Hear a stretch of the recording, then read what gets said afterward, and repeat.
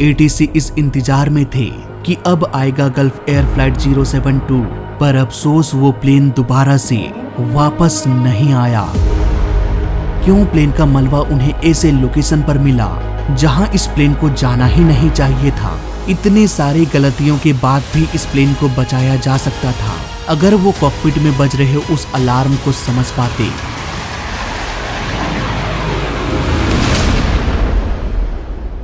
Hey guys, welcome back to the AR YouTube channel. 23 अगस्त साल 2000 Cairo international airport airbus A320 model का एक विमान उड़ान भरने की तैयारी कर रहा था। इस प्लेन को गल्फ एयर ऑपरेट कर रही थी, कॉल साइन GF072। इस प्लेन को इजिप्ट से बहरीन इंटरनेशनल एयरपोर्ट जाना था। प्लेन में 8 क्रू मेंबर्स सवार हो गए, जिनमें से एक इंडियन भी थे। बाकी के 135 पैसेंजर ज्यादातर इजिप्ट, बहरीन और 17 अलग अलग कंट्री से थे, जिसमें 61 पुरुष, 37 महिला और 37 बच्चे थे। इन बच्चों में से तो 8 बच्चे 1 साल के और उनसे भी कम के थे, यानी कि कुल 143 लोग प्लेन में सवार हो गए। प्लेन अब उड़ान भरने के लिए तैयार हो गया, बस इंतजार था तो ATC के क्लियरेंस की। लेकिन ATC ने उन्हें वेट करने को कह दिया, ऑलमोस्ट 1 घंटे तक। इतनी देरी की वजह से पैसेंजर्स के साथ साथ पायलट्स भी परेशान हो रहे थे। हालांकि 1 घंटे के बाद सूरज भी ढल गया, ऊपर से अमावस की अंधेरी रात थी। खैर, 1 घंटे बाद ये प्लेन कायरो इंटरनेशनल एयरपोर्ट से उड़ान भरा और अपने मंजिल की ओर निकल पड़ा। इस प्लेन को कैप्टन ईशान उड़ा रहे थे। ये 37 वर्ष के थे और इनके पास 4400 फ्लाइट आवर का एक्सपीरियंस था, जिसमें से ऑलमोस्ट 1000 घंटे इन्होंने एयरबस A320 को उड़ाया था। वहीं फर्स्ट ऑफिसर 25 वर्षीय ओमानी थे। इनके पास करीब 600 फ्लाइट आवर का एक्सपीरियंस था और इन्होंने करीब 400 घंटों तक एयरबस A320 को उड़ाया। करीब 2 घंटे सफर करने के बाद ये प्लेन बहरीन एयरस्पेस में दाखिल हो गया। अब वक्त था प्लेन को लैंड कराने की। आज के दौर में ऑलमोस्ट सारे इंटरनेशनल एयरपोर्ट्स में प्लेन को लैंड कराने के लिए ILS यानी कि इंस्ट्रूमेंट लैंडिंग सिस्टम होता है, लेकिन बहरीन एयरपोर्ट में ILS नहीं था। यहाँ पर इस प्लेन को VOR अप्रोच करना था। VOR में बेसिकली होता ये है कि एयरपोर्ट्स के आसपास एंटीना लगा होता है, जिसे हम VHF ओमनी डायरेक्शनल रेंज कहते हैं। VHF मतलब वेरी हाई फ्रीक्वेंसी। ये करता क्या है कि शॉर्ट रेंज में 2 रेडियो सिग्नल भेजता है। जब कोई प्लेन इस VOR एंटीना के आसपास जाता है तो प्लेन में लगा VOR रिसीवर इस रेडियो सिग्नल को रिसीव कर लेता है। अब यहाँ पर दूसरे सिग्नल का काम दरअसल ये है कि वो सिग्नल हमेशा नॉर्थ की ओर होता है, यानी कि वो मैग्नेटिक नॉर्थ को दर्शाता है। ऐसा इसलिए किया जाता है ताकि नॉर्थ से कंपेयर किया जा सके कि प्लेन का लोकेशन नॉर्थ से कितने डिग्री पर है। इसको मजाक मजाक में समझे तो सपोज मैंने आपसे कहा कि वो लंबा पेड़ है ना, वहाँ से तुम्हें राइट की ओर 10 कदम जाना है, वहीं पर मेरा घर है। इतना बताने के बाद आपको आराम से मेरा घर का लोकेशन पता चल जाएगा। लेकिन मान लो अगर मैं सिर्फ ये कहता हूँ कि राइट में मुड़कर 10 कदम आगे जाना, मेरा घर मिल जाएगा। ऐसे में माथा पटक पटक कर दीवार टूट जाएगा, लेकिन आपको मेरा घर नहीं मिलेगा, क्योंकि राइट की ओर मुड़ना है ये तो पता है, लेकिन कहां से मुड़ना है ये आपको नहीं पता। VOR एंटीना का मैग्नेटिक नॉर्थ दरअसल वो पेड़ का काम करता है, जिसे हम एक रेफरेंस लाइन मानकर लेफ्ट राइट मुड़ सकते हैं। इसलिए VOR एंटीना हमेशा 2 तरह के सिग्नल ट्रांसमिट करता है। पहला सिग्नल मैग्नेटिक नॉर्थ यानी कि पेड़, और दूसरा सिग्नल हर एक डायरेक्शन में फैलता है, जिससे प्लेन का पता चलता है, यानी कि मेरा घर। अब प्लेन मैग्नेटिक नॉर्थ से किस डायरेक्शन में है ये आराम से पता चल जाएगा। तो इस तरह से VOR एंटीना की मदद से पायलट को पता चल जाता है कि हम अभी कहां पर है। लेकिन इस टेक्नोलॉजी में एक बहुत बड़ी प्रॉब्लम है। मान लो कि ये VOR एंटीना है और ये है magnetic north. Plane magnetic north से 90 डिग्री पर है। मान लो प्लेन VOR एंटीना से 10 किलोमीटर की दूरी पर है, तब भी प्लेन 90 डिग्री में रहेगा। और अगर ये प्लेन एंटीना से 20 किलोमीटर की दूरी पर है, तब भी ये 90 डिग्री पर रहेगा। इसी तरह दूरी बढ़ते बढ़ते प्लेन चाहे चांद पर क्यों न चला जाए, ऐसे में पायलट को ये तो पता चल जाएगा कि हम एंटीना से कितने डिग्री के एंगल में हैं, लेकिन ये पता नहीं चल पाएगा कि उस एंटीना से हमारी दूरी कितनी है। यहीं पर VOR के साथ एक और डिवाइस की एंट्री हो जाती है जिसे हम DME के नाम से जानते हैं, यानी कि डिस्टेंस मेजरिंग इक्विपमेंट्स। ये प्लेन में VOR रिसीवर के साथ ही फिट होता है। ये DME लगातार डिस्टेंस कैलकुलेट करता रहता है। अगर ये डिस्टेंस लगातार कम होता है it means plane VOR antenna के पास जा रहा है। अगर DME पाता है कि डिस्टेंस लगातार बढ़ रहा है it means plane VOR antenna से दूर जा रहा है।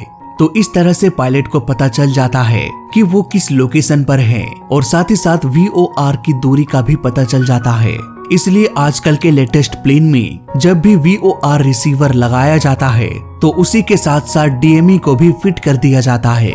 तो अब इस पूरे कॉन्सेप्ट को समझने के बाद वापस से आते हैं अपनी कहानी पर, जो VOR अप्रोच करने के लिए खुद को तैयार कर रहा है। लेकिन यहाँ पर कैप्टन ने ये पाया कि प्लेन और रनवे की दूरी के हिसाब से प्लेन की ऊंचाई बहुत अधिक है। इवन स्पीड भी ऑलमोस्ट 313 नॉट्स है। कैप्टन स्पीड को कम करके ऑलमोस्ट 272 नॉट्स पर ले आया। ATC ने रनवे 02 पर लैंड करने का परमिशन भी दे दिया। लेकिन ये लैंडिंग इतनी भी आसान नहीं होने वाली थी, क्योंकि प्लेन के हाई स्पीड की वजह से ये फटाफट एयरपोर्ट पहुंच गया, जिसकी वजह से पायलट प्लेन के एल्टीट्यूड को कम नहीं कर पाया। जहां प्लेन का स्पीड 130 नॉट्स के आसपास होना चाहिए था, वहां ये प्लेन 250 नॉट्स पर उड़ रहा था। जहां प्लेन की ऊंचाई 1500 फीट होना चाहिए था, वहां ये प्लेन 1670 फीट पर उड़ रहा था। यहाँ पर कैप्टन के पास सबसे अच्छा विकल्प यही बच गया कि वो प्लेन ऑफ प्रोसेस को रोक ले और गो अराउंड करके दोबारा से एयरपोर्ट का चक्कर लगाकर फिर से सही ऊंचाई और दूरी पर आकर प्लेन को लैंड कराने की कोशिश करे। लेकिन कैप्टन अपने जिद पर अड़े हुए थे। शायद इसीलिए उन्होंने इस खतरनाक लैंडिंग को जारी रखा और सीधा प्लेन को मौत के दरवाजे की ओर ले जाने लगे। कैप्टन ने लैंडिंग गियर को डाउन किया, फ्लैप को 1 पर सेट किया। इसके बाद वो रनवे की ओर बढ़ने लगे। को पायलट भी ये सब देखकर परेशान हो चुके थे कि आखिर ये सब चल क्या रहा है। कैप्टन के बिहेवियर से ये लग रहा था कि वो अड़ चुके हैं कि किसी भी तरह से इस प्लेन को लैंड कराकर ही रहेंगे। प्लेन जब 350 फीट पर पहुंचा तब कैप्टन को समझ में आ गया कि ये प्लेन किसी भी कीमत पर सुरक्षित लैंड नहीं कर पाएगा। इसलिए उन्होंने प्लेन के लैंडिंग को रोक दिया और गो अराउंड यानी कि एयरपोर्ट का एक चक्कर लगाकर वापस से लैंड करने का डिसीजन बनाया। अब धीरे धीरे प्लेन लेफ्ट की ओर मुड़ने लगा। इसी दौरान कैप्टन ने फ्लैप को फुल कर दिया। अगेन ये बहुत गलत डिसीजन था। अब प्लेन धीरे धीरे मुड़ते हुए समुद्र की ओर चला गया। लेफ्ट साइड से कैप्टन रनवे को क्रॉस होते हुए देख पा रहे थे, लेकिन रनवे की चकाचौंध रोशनी अचानक से गायब हो गई। अब क्योंकि वो समुद्र की ओर रुख कर चुके थे, इसलिए उस दिशा में किसी भी तरह की रोशनी दिखाई नहीं दे रही थी। ऊपर से अमावस की काली रात भी थी, इसलिए पायलट्स को चांद की हल्की हल्की रोशनी भी नसीब नहीं हो रहा था। पायलट्स को अंधेरे के अलावा और कुछ भी दिखाई नहीं दे रहा था। ATC इस इंतजार में थे कि अब आएगा गल्फ एयर फ्लाइट 072, पर अफसोस वो प्लेन दोबारा से वापस नहीं आया। ये प्लेन रडार से गायब हो गया। ATC बार बार पूछता रहा, पर फ्लाइट 072 की तरफ से कोई भी जवाब नहीं आया। अब उन्हें भी समझ में आ गया कि कुछ तो अनहोनी हो चुकी है। रात के अंधेरे में रेस्क्यू टीम को भेजा गया। चारों तरफ प्लेन के टुकड़े बिखरे पड़े थे। इस हादसे में सभी की जान चली गई। दोस्तों, इस केस में बहुत सारे सवाल थे। क्यों पायलट फ्लैप का यूज तब कर रहे थे जब उन्हें करना ही नहीं चाहिए था? क्यों प्लेन का मलबा उन्हें ऐसे लोकेशन पर मिला जहां इस प्लेन को जाना ही नहीं चाहिए था? और सबसे बड़ा सवाल ये कि अगर प्लेन सही सलामत था तो ये नीचे कैसे आ गया? इन सारे सवालों का जवाब पता करने के लिए इन्वेस्टिगेशन की टीम लग गई। प्लेन में CVR होता है जो कॉकपिट में हो रहे सारे बातचीत को रिकॉर्ड करता है। जब इस रिकॉर्डिंग को सुना गया तब एक चौंकाने वाली खबर सामने आई। जब प्लेन गो अराउंड कर रहा था तब उन्होंने रनवे के लाइट के बारे में कुछ डिस्कस किया। कैप्टन, क्या आपको रनवे की लाइट दिखाई दे रही है? रनवे अभी लेफ्ट साइड में है और हमें इसी रनवे की लाइट को देखकर गो अराउंड करना है। Okay captain. क्या आपको रनवे की लाइट दिखाई दे रही है? नो कैप्टन, रनवे तो कहीं दिख ही नहीं रहा। लगता है रनवे की लाइट अचानक से गायब हो गई। इन्वेस्टिगेटर्स ने यह पाया कि जैसे ही प्लेन गो अराउंड करने के लिए निकला, रनवे की लाइट अचानक से कुछ देर के लिए बुझ गई और ठीक उसी वक्त पायलट रनवे के लाइट को ही देखकर अपने लोकेशन का अंदाजा लगाकर गो अराउंड कर रहे थे। लाइट के बुझ जाने से प्लेन समुद्र की ओर आगे बढ़ता रहा।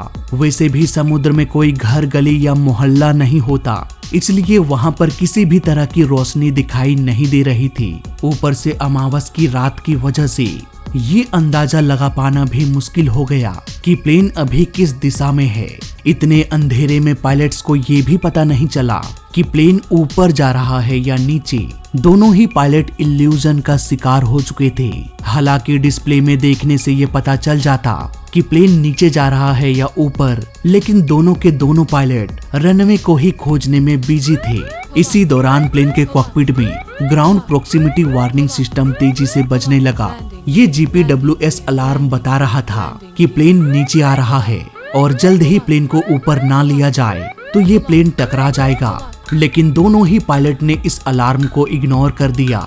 नतीजा ये प्लेन पानी में क्रैश हो गया और सभी की जान चली गई। इन्वेस्टिगेटर्स ने अपने रिपोर्ट में बहुत सारे खामियों का जिक्र किया।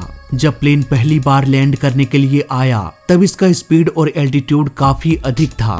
फिर भी कैप्टन प्लेन को लैंड कराने के लिए जिद कर रहे थे। अब चलो ठीक है, मान लेते हैं कि वो प्लेन को लैंड करा सकते थे। हालांकि ऐसा नहीं हो पाता, लेकिन फिर भी मान लेते हैं कि कैप्टन प्लेन को लैंड करा सकते थे। ऐसे केस में जब प्लेन को लैंड कराया जा रहा हो तो फुल फ्लैप का यूज करना चाहिए। ये फ्लैप भी एक ब्रेकिंग का पार्ट होता है जो प्लेन में ड्रैग क्रिएट करके प्लेन को धीमा करने की कोशिश करता है। लेकिन कैप्टन ने लैंडिंग के दौरान फुल फ्लैप का यूज ना करके फ्लैप को 1 पर सेट कर दिया। खैर, समय रहते कैप्टन ने अपने गलती को एक्सेप्ट किया और गो अराउंड करने का डिसीजन लिया। लेकिन हर एयरपोर्ट में गो अराउंड करने का एक तरीका होता है। गो अराउंड करने के लिए इस एयरपोर्ट में सबसे पहले प्लेन को सीधा उड़ाना था जब तक कि वो 2500 फीट के एल्टीट्यूड तक ना पहुंच जाए। लेकिन इस नियम को तोड़ते हुए कैप्टन ने एयरपोर्ट के आगे जाकर तुरंत लेफ्ट की ओर मुड़ गए और रनवे के लाइट को रेफरेंस मानकर गो अराउंड करने के लिए निकल पड़े। लेकिन गलती सिर्फ इतना ही नहीं था। इस प्लेन को लेफ्ट की ओर मोड़ने के दौरान उन्होंने प्लेन के फ्लैप को फुल कर दिया, जबकि फुल फ्लैप का यूज तभी किया जाता है जब प्लेन को लैंड कराना हो। लैंडिंग के अलावा और कोई भी कंडीशन ऐसा नहीं होता जब फुल फ्लैप करने की जरूरत पड़े। प्लेन में 2 पायलट बस इसलिए होते हैं ताकि एक पायलट अगर प्लेन को उड़ाता है तो दूसरा पायलट इंस्ट्रूमेंट्स पर नजर रखे। लेकिन यहाँ भी उन्होंने इंस्ट्रूमेंट्स पैनल पर ध्यान नहीं दिया कि प्लेन ऊपर जा रहा है या नीचे। इतनी सारी गलतियों के बाद भी इस प्लेन को बचाया जा सकता था अगर वो कॉकपिट में बज रहे उस अलार्म को समझ पाते।